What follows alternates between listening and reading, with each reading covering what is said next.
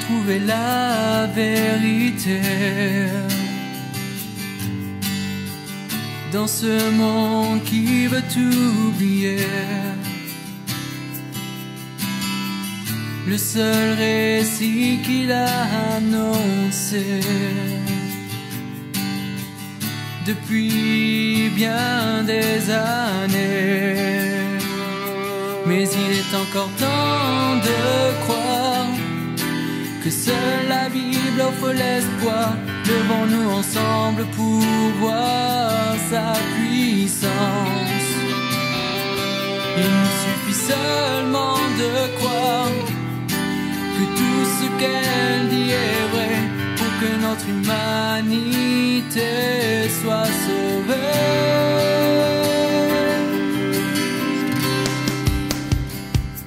Car elle seule est la vérité, elle seule peut nous éclairer, car seul celui qui l'a inspiré peut vraiment nous libérer.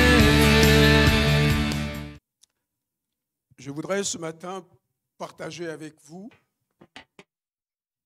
l'idée que notre Dieu, le Créateur, ne nous a pas rassemblés pour qu'il y ait des gens qui sont actifs et d'autres qui ne le sont pas, que ce soit dans l'Église, mais que ce soit même dans la société. Dieu, lorsqu'il a créé, on se souvient très bien ce qu'il a fait dans le jardin. Il avait déjà tout créé avant de créer l'homme et il a donné la gestion du jardin à l'homme. Ça veut déjà dire que la préoccupation de Dieu, ce n'était pas de créer un homme oisif, un homme paresseux, un homme qui se laisse aller, mais il voudrait plutôt quelqu'un qui travaille avec lui. En tout cas, avec le temps, c'est ce que je comprends. Quel que soit l'endroit où nous sommes au travail. Quel que soit le lieu où nous sommes sur cette terre, nous sommes au travail pour Dieu. Parce que c'est sa volonté, c'est son désir. Alors le titre ce matin, je dis, « Mon frère, ma sœur, quelle est ta place ?» Tout simplement. Quelle est ta place? C'est vrai, tout commence déjà dans les foyers. Marie, quelle est ta place dans ton couple? Madame, quelle est, ma sœur, ta place dans le couple? Je ne vais pas traiter de couple ce matin, mais je commence à égrener un peu les différents secteurs où on pourrait nous-mêmes toujours se positionner en disant « Je suis là, où est ma place ?» Dans la société comme dans l'Église, on doit se dire où est notre place. Je ne parle pas de venir s'asseoir dans un fauteuil, celui qu'on connaît toujours, hein, ou la chaise à laquelle on est habitué. Mais je voudrais quelque chose de concret. Des fois, nous entretenons l'idée que nous sommes inutiles. On dit, mais oui, mais moi, je ne sais pas quoi faire. On le dit souvent dans l'Église, mais on peut le dire ailleurs aussi. Cependant, lorsqu'on observe même au milieu de nous, dans l'Église, certains font beaucoup trop et d'autres pas assez ou pratiquement rien. Je ne suis pas en train de dresser un jugement, c'est-à-dire de culpabiliser pour culpabiliser. Je suis en train de dire, mon frère, ma sœur, Dieu qui t'a créé, il y a mis de l'énergie, il y a mis de son cœur, et il savait pourquoi. La valeur qu'il t'a donnée, ce n'était pas n'importe quoi, c'est une vraie valeur. On ira plus vite tout à l'heure, mais je tiens à rappeler ces choses. Parce que souvent, on veut être timide ou on croit que c'est de l'humilité. Mais ce n'est pas de l'humilité. L'homme que vous voyez en face de vous, c'est un gros timide, parce que je ne voudrais pas qu'on sache que je suis là, mais mon père m'a toujours bousculé. Il m'a bousculé pour que le côté sentimental disparaisse et que je devienne un homme mature.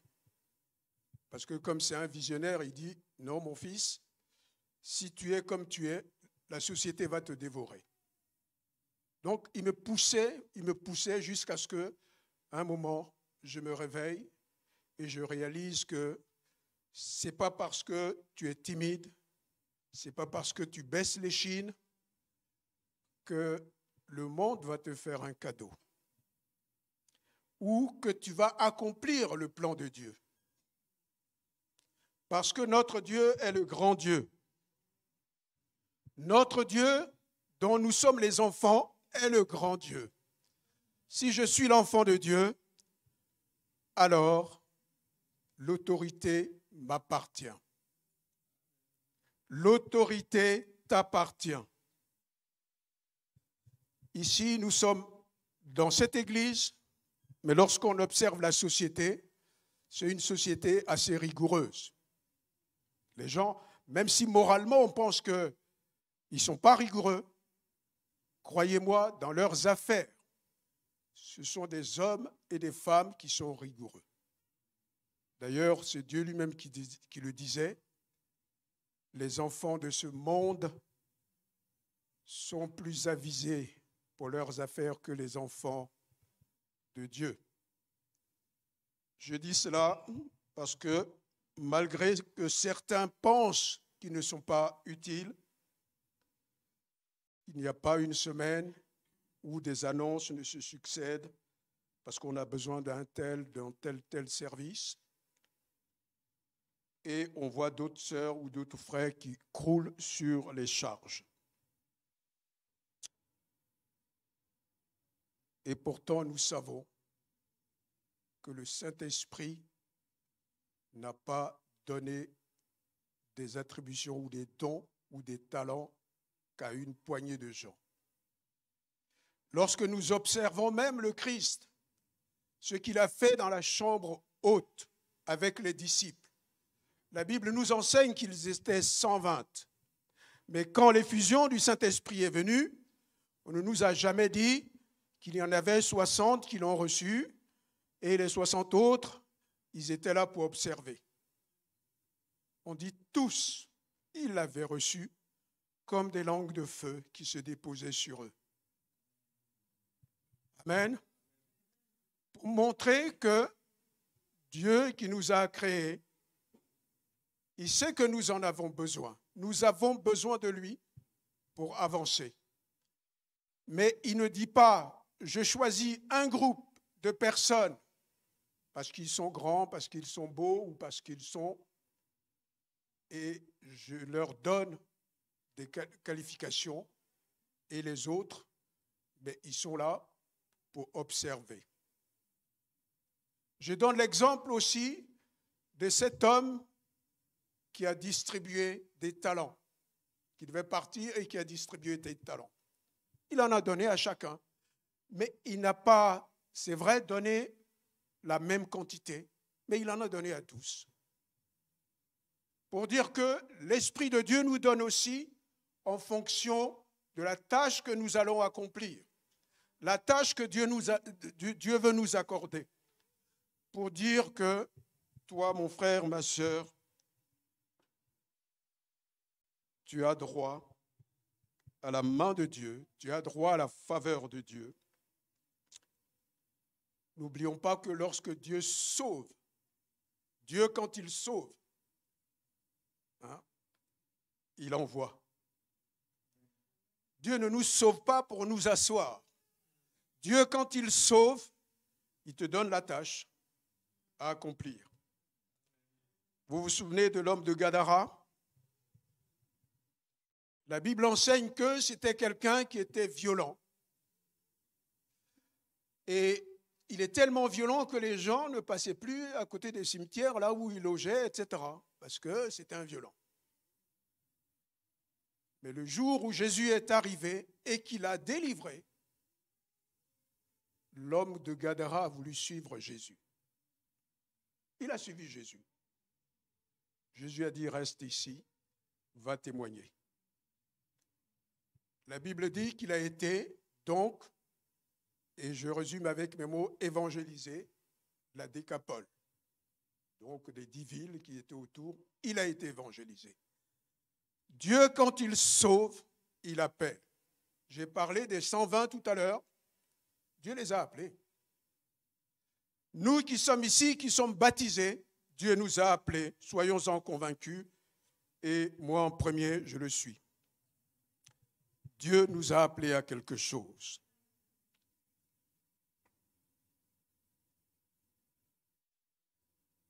Dieu a créé aussi l'homme avec un libre arbitre.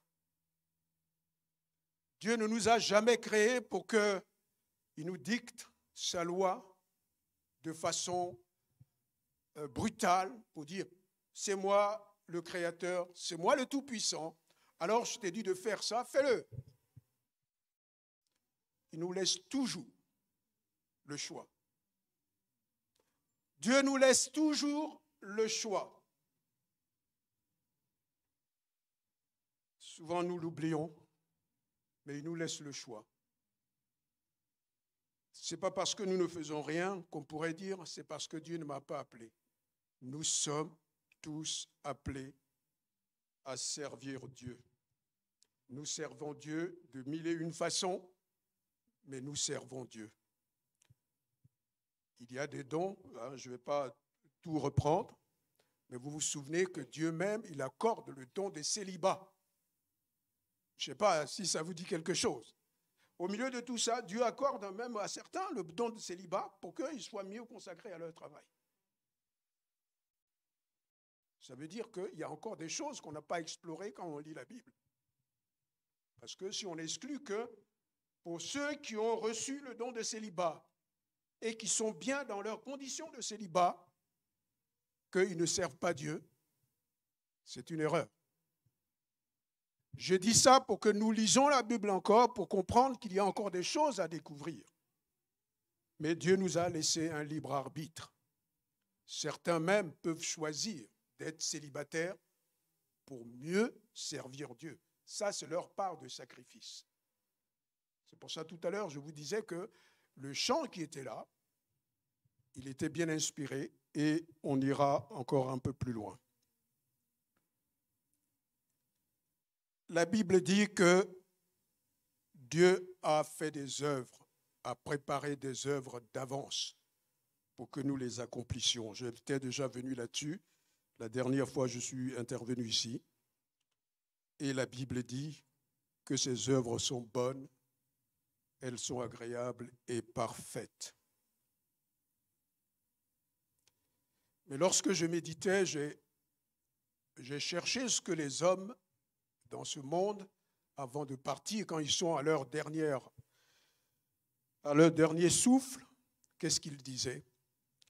Et j'ai vu toute une liste d'hommes, mais j'ai retenu la pensée d'un certain Léonard de Vinci. Vous connaissez, c'est un grand homme. Il a à peu près 14 cordes à son arc. Il est ingénieur, il est peintre, il est un peu de tout ça.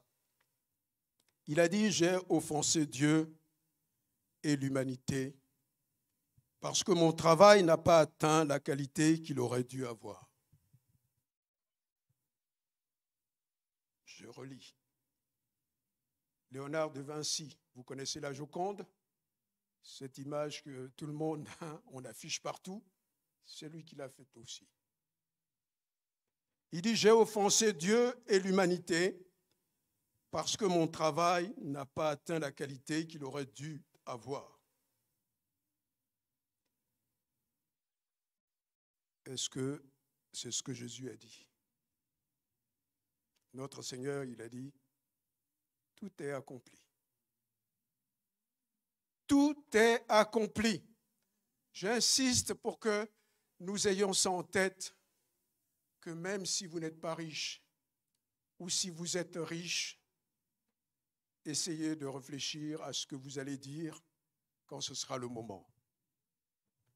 Ai-je accompli ma tâche, ce pourquoi j'ai été créé? Dieu donne à chacun un travail spécifique, mais Dieu n'aime pas la négligence, Dieu n'aime pas la paresse, Dieu n'aime pas le faux semblant, Dieu n'aime pas les excuses. Je ne vais pas vous donner toutes les listes des références bibliques, mais on est entre chrétiens pour la plupart, ce sont des choses que nous savons. Dieu a créé, il s'est appliqué et il a mis l'homme dans l'univers sur cette terre. Quand l'homme a fauté, Dieu s'est dépensé pour le restaurer dans sa dignité. On connaît la croix. Merci Seigneur pour la croix. Nous connaissons la croix.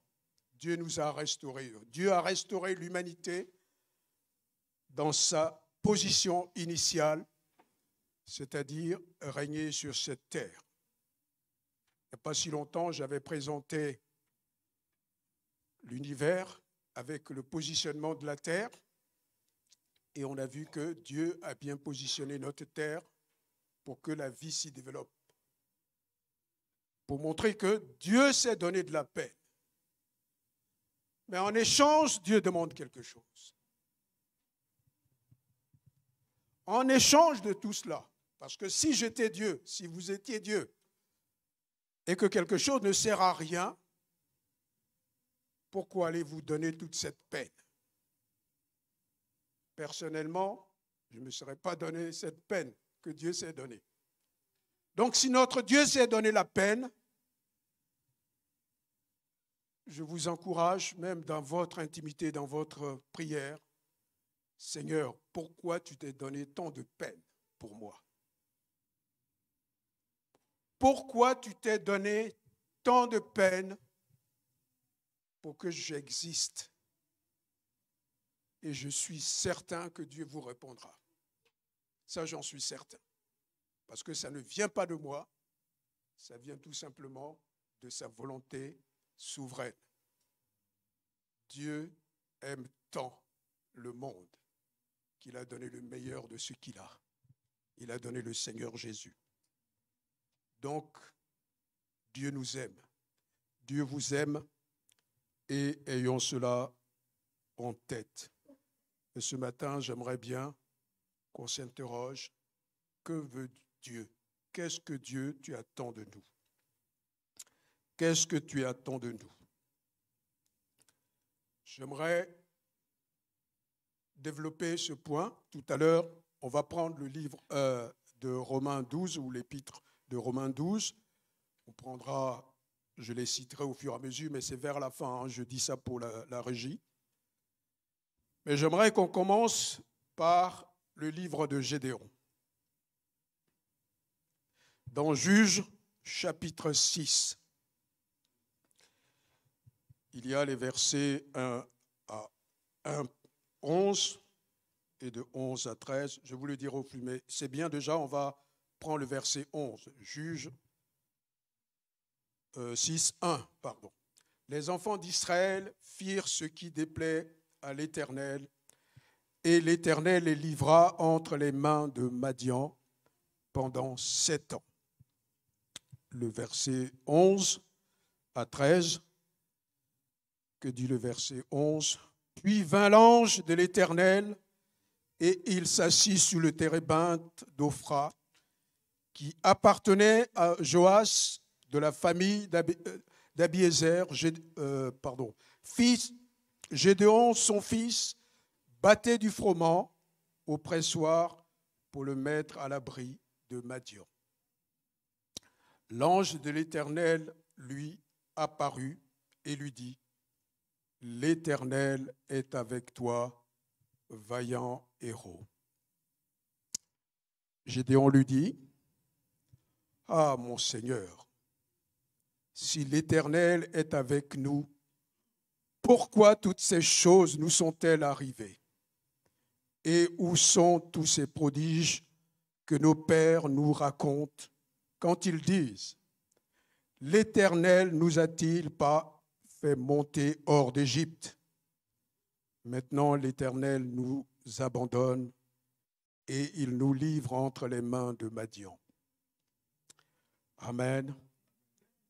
Ici, juste rappeler brièvement, c'est le résumé, Israël a mis Dieu en colère et Dieu les a livrés à eux-mêmes. Ça peut arriver même à nous qui sommes des individus. Ce n'est pas que le peuple que Dieu livre. Quand nous abandonnons les voies de Dieu, il y a un certain moment, Dieu dit, puisque tu as choisi ta voie, eh bien, je te laisse l'expérimenter. Et Dieu peut nous laisser dans ces situations.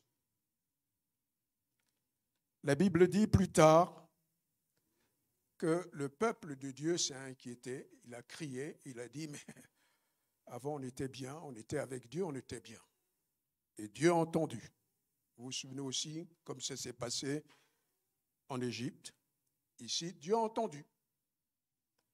Et Dieu a envoyé un prophète, il a envoyé un ange, et pour parler et faire changer les choses. Mais ce qui est merveilleux, c'est que Dieu lui-même, il avait déjà, lui, son homme, Gédéon. Il avait son homme, Gédéon. Mais Gédéon n'était pas n'importe qui. Son père, qui était déjà un Israélite, qui connaissait Dieu, il est devenu un prêtre de Baal. Donc chez lui, il y avait déjà un autel d'idoles. Mais il se trouve que le fils, lui, il se souvient de tout ce qu'on lui a dit, que Dieu a fait. Et c'est ce que Dieu lui dit là. J'aimerais qu'on lise le verset 14 à 29, toujours Juge 6. Le verset 14 à 29. L'Éternel se tourna vers lui et dit, donc lui c'est Gédéon, va avec cette force que tu as et délivre Israël de la main de Madian. N'est-ce pas moi qui t'envoie?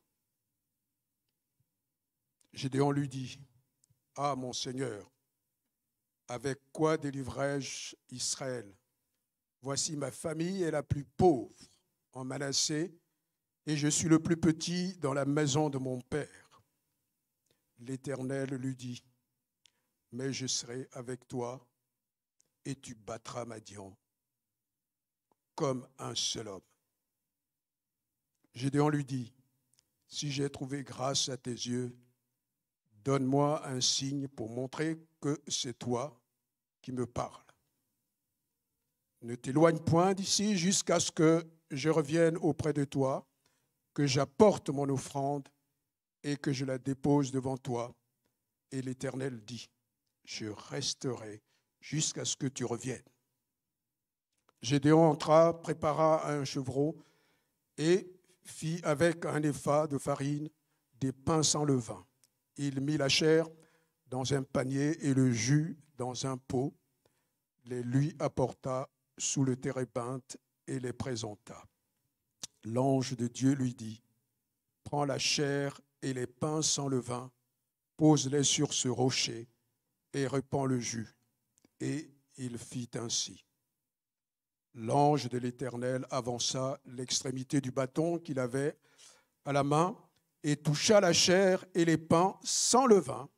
Alors il s'éleva du rocher un feu qui consuma la chair et les pains sans levain, et l'ange de l'Éternel disparut à ses yeux.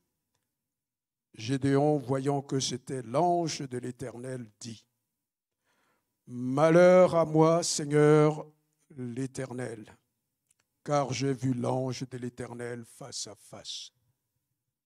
Et l'Éternel lui dit, sois en paix, ne crains point, tu ne mourras pas. Gédéon bâtit là un autel à l'Éternel et lui donna pour nom l'éternelle paix. Il existe encore aujourd'hui à Ophra, qui appartenait à la famille d'Abiézer.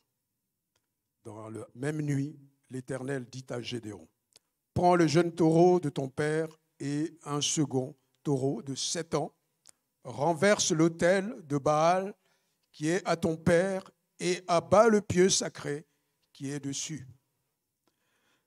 Tu bâtiras ensuite et tu disposeras sur le haut de ce rocher un autel à l'Éternel ton Dieu. Tu prendras le second taureau et tu offriras un holocauste avec le bois de l'idole que tu auras abattu. » Gédéon prit 10 hommes parmi ses serviteurs et fit ce que l'Éternel avait dit. Mais comme il craignait la maison de son père et les gens de la ville, il l'exécuta de nuit et non de jour. Lorsque les gens de la ville se furent levés de bon matin, voici l'autel de Baal était renversé, le pieu sacré placé dessus était abattu, et le second taureau était offert en holocauste sur l'autel qui avait été bâti. Ils se dirent l'un à l'autre, « Qui a fait cela ?» Et ils s'informèrent et firent des recherches. On leur dit, « C'est Gédéon, fils de Joas, qui a fait cela. » Amen. Amen. Il est dans sa famille. C'est l'idole que son père adorait. Et Dieu lui dit, avant même qu'on aille plus loin, il faut me régler tout ça. Il faut enlever ce qui excite ma colère. Enlève l'autel de Baal et restaure mon autel dans ta famille. Je dis ces choses parce que quand on offense Dieu, des fois on peut croire que c'est perdu à jamais. Mais il suffit qu'il y en ait un dans la famille. Il suffit qu'il y en ait un qui prenne à cœur sa famille, qui prenne à cœur Dieu, et Dieu intervient.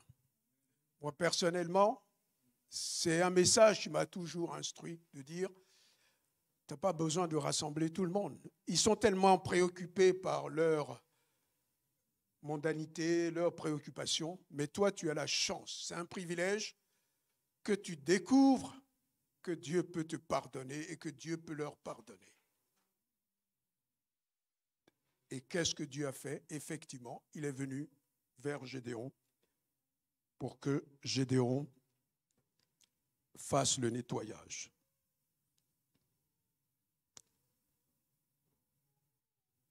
Dieu va aller plus loin avec nous et va aller plus loin avec Gédéon.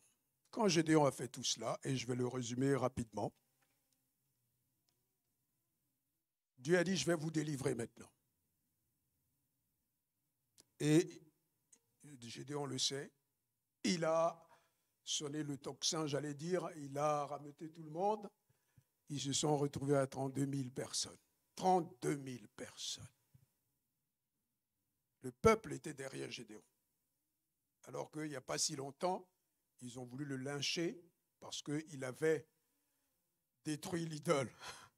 Mais là, cette fois-ci, 32, puisque maintenant ils savent qu'ils ont un leader, ils vont être derrière lui. Mais on va voir la manœuvre de Dieu. Dieu a fait progressivement, il dit, écoutez, ils sont nombreux. Si vous gagnez, on ne dira pas que c'est notre Dieu qui nous a sauvés. Ils vont se glorifier. Il dit, bah oui, nous, les 32 000, on a réussi à les avoir. Donc, Dieu a essayé de purger la population. De 32 000, ils sont passés à 22 000. Dieu dit, c'est encore beaucoup.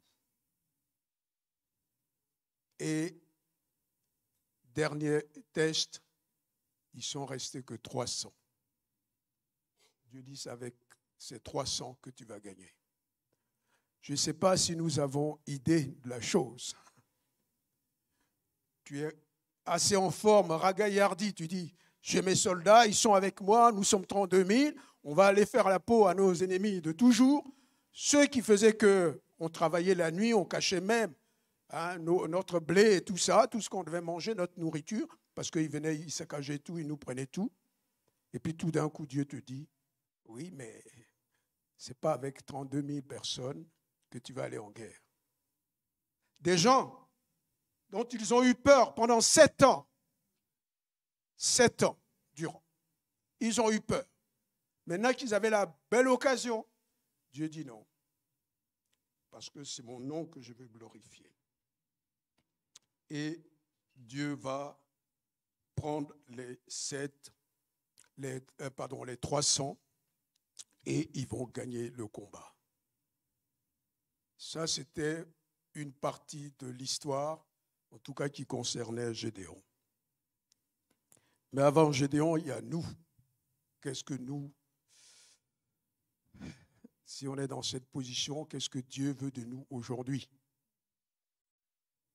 Parce qu'on n'est pas mieux que Israël dans le temps. On n'est pas mieux. Mais je ne dis pas ça pour dire que je suis meilleur que vous, vous êtes mauvais. Non. La Bible dit clairement, celui qui pense qu'il n'est pas pécheur est un menteur. Et je n'ai pas envie d'être menteur. Que Dieu nous bénisse. Donc, Dieu a utilisé Gédéon, c'est un exemple. Il a amené Gédéon, il a vérifié la foi de Gédéon.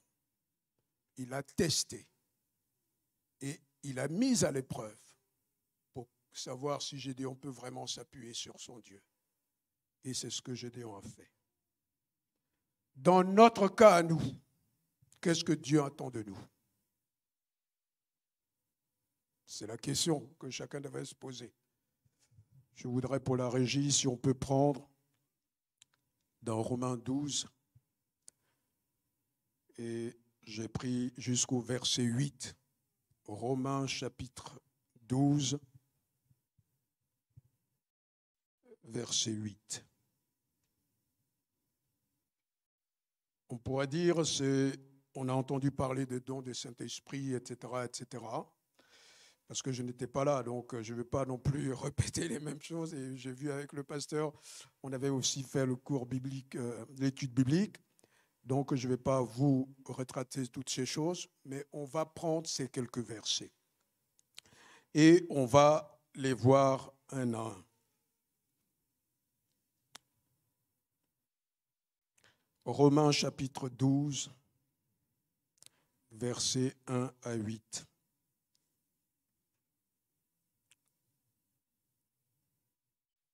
J'ai dit, qu'est-ce que Dieu attend de nous? Qu'est-ce que Dieu veut de toi? On va lire. Je vous exhorte donc, frères, par les compassions de Dieu, à offrir vos corps comme un sacrifice vivant, saint, agréable à Dieu, ce qui sera de votre part un culte raisonnable. Oui, quand on chante, quand on vient au culte, on bat des mains, on chante.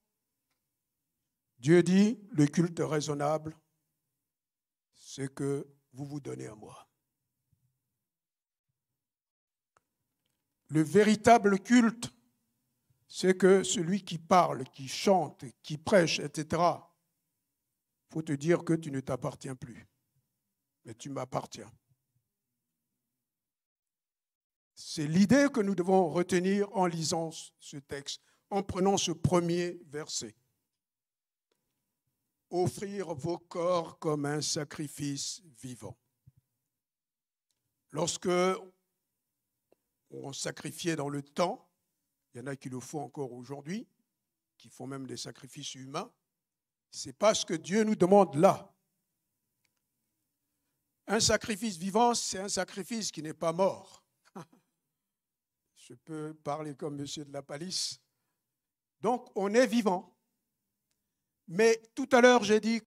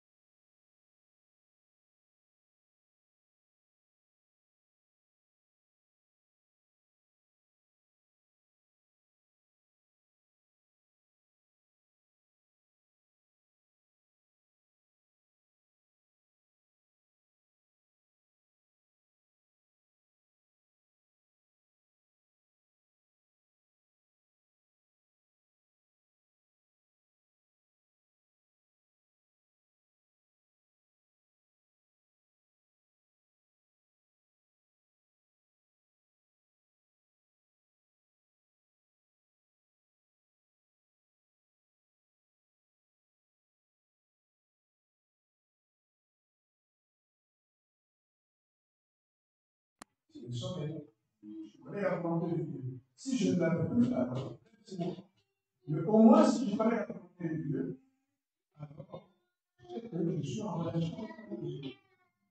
Je l'ai même plus avec vous. Vous voyez, il ne peut plus me dire, je vais devant toi, le chemin, il y a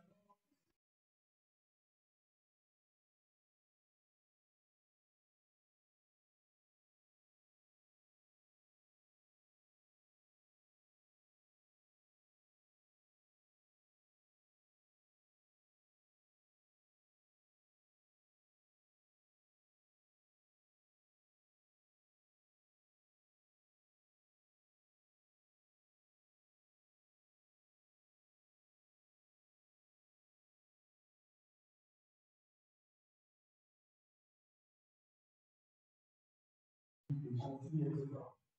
J'ai vu sur les réseaux sociaux, les chrétiens qui ont parti pour un autre groupe, ils ne savent même pas ce qui se passe. Ils ne savent même pas ce qui se passe.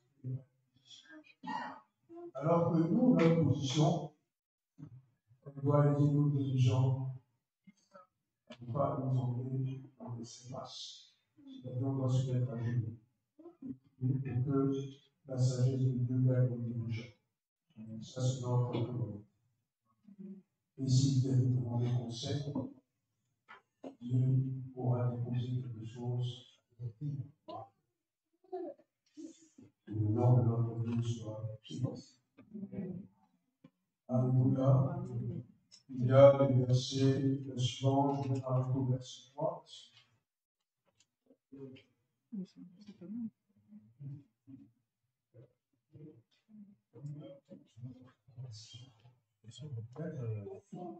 Le verset 3.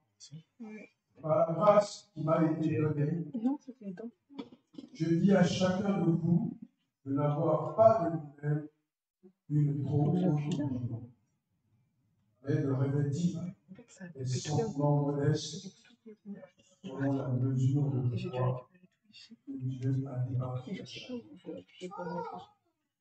Je sais pas, il faut rappeler. Je ne sais pas si vous avez déjà avoir Je sais pas. D'habitude, vous allumez. D'habitude, c'est déjà allumé quand on branche tout, ça s'allume automatiquement. Si par exemple, aujourd'hui je prêche, ou même je suis un grand prophète, Débrancher. est-ce que j'ai le droit d'utiliser Tu débranches. autre chose dans la maison?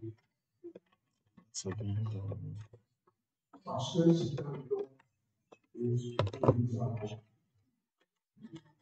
pour le bien des enfants de Dieu. Donc, notre personnalité, on peut être comme ça.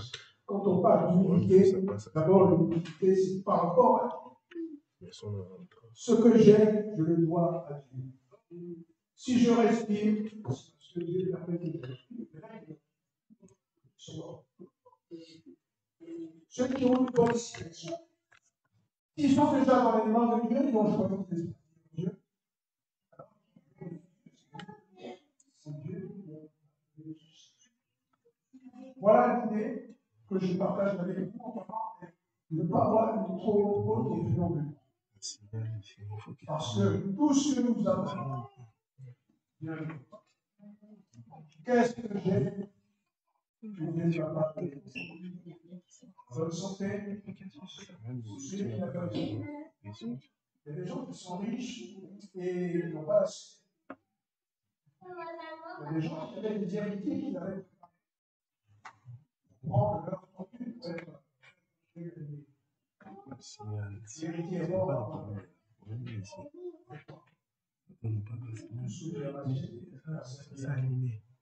Donc, quelque chose dans ce que nous sommes aussi en bonne santé.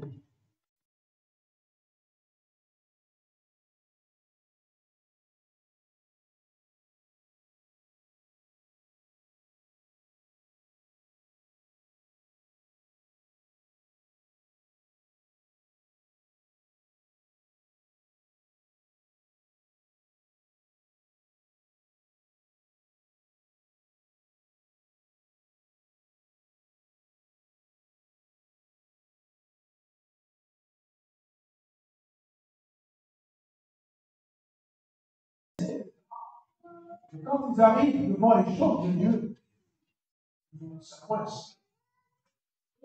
Ce n'est pas cette lumière de Dieu. Donc, soyons de ce côté-là aussi. Dieu donne la foi. On n'a rien de mieux que les autres. C'est Dieu qui a fait que nous croyons en lui. Et ça devrait nous réjouir. Je bénis Dieu de ce que je m'offre à Dieu. Je bénis Dieu de ce que chacun d'entre vous veuille s'offrir à Dieu. C'est le début pour avant d'aller plus loin. Un homme de Dieu que j'aime bien et avec qui j'ai avancé d'ailleurs, quand j'étais beaucoup plus jeune, il a dit Dieu ne se confie pas à ses ennemis, il se confie à ses ennemis. Donc, si je m'offre à Dieu, je rentre dans l'amitié, dans l'intimité de Dieu. Et Dieu nous sont confiants. Je fais la prière de chacun d'entre nous. Que nous acceptions cela dans le plus profond de nous-mêmes, même dans notre prière. Seigneur, je me dépose au pied du Père. Je ne veux plus m'appartenir. Ça fait peur. Mais qu'est-ce qui va m'arriver? Qu'est-ce qui va m'arriver? Moi, j'ai des projets. Parce que là aussi, il ne faut pas oublier, quand on dit Seigneur, je me donne à toi. Dieu veut changer nos projets. Le choix de Dieu.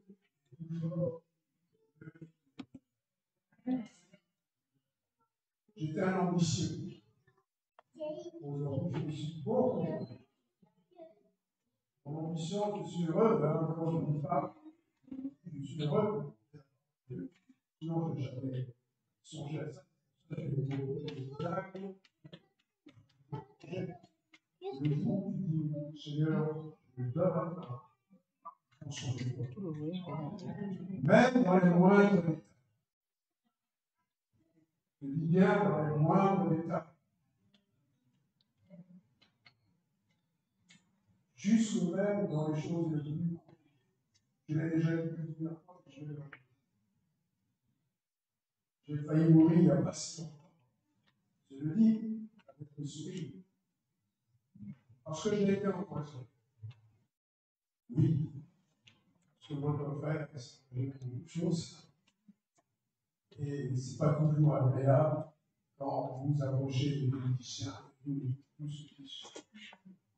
Et quand vous parlez, quand ils ont l'air de tout le monde dans la famille, ils peuvent bien d'une quelque part.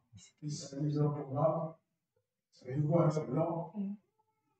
Là, il y a que du soir politicien. Et donc, je suis engagé dans l'histoire. Et je réfléchis de la Côte d'Ivoire. Et ça va monter.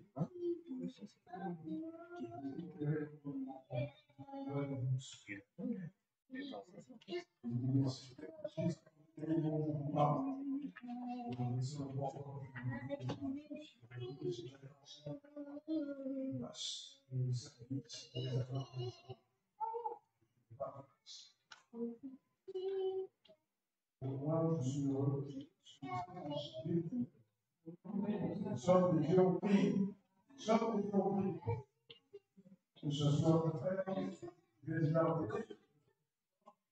Quand même, vous voyez l'Afrique. Ça, nous avons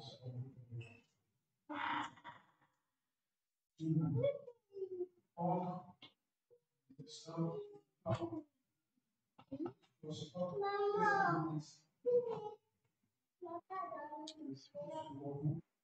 ils sont en santé, nous avons vu que les chez les médecins, Dieu est marchand. Oui, quand on se donne, Dieu prend soin de nous. Dans les moindres détails. J'aimerais bien m'arrêter là. Parce que j'aimerais profond de vous, dans les douleurs. Oui, vous allez voir, vous allez d'autres, mais le plan de Dieu est toujours aussi mieux.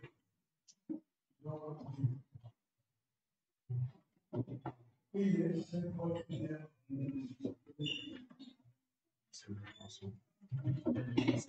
Seigneur, tu nous connais. Sans toi, nous sommes perdus. Oui, tu nous as créés libres. Mais l'ennemi a voilé aussi quelquefois et souvent même, Seigneur, nos ambitions. Mais tu es notre Dieu, tu es notre Père. Seigneur, c'est à toi que je me suis offert. C'est sur ton autel, Seigneur, je me suis déposé il y a quelques années. Mais c'est sur ton autel que j'ai déposé aussi, Seigneur, toute ma famille, ma femme, mes enfants, Seigneur, et le reste même des frères et sœurs. Seigneur, je m'associe à la prière de mes frères et de mes sœurs. Seigneur, nous venons à toi. Nous nous déposons à tes pieds. Oui, comme un sacrifice vivant. Oui, Seigneur, nous ne sommes plus jamais libres devant toi. Parce que tu es désormais notre Maître. Tu es notre Père, celui à qui nous nous livrons, Seigneur, afin que nos plans, nos projets, les contre tes projets soient balayés. Seigneur, que tes projets deviennent nos projets. Seigneur, que tes plans pour nos vies deviennent nos plans. Seigneur, que ta grâce, oui, Seigneur, que ta grâce nous pousse jusqu'à nous garder de toi comme notre le seul et véritable. Seigneur, nous te bénissons d'avance. Nous nous réjouissons d'avance. Seigneur, nous savons que tu es qui de celui qui l'avait. Merci pour l'équipement que tu nous donnes. Merci pour la foi. Seigneur, au nom de Jésus-Christ, nous te bénissons. Nous te disons merci. Nous voulons vraiment te glorifier. Oh Seigneur, nous te bénissons. Seigneur, merci. Amen.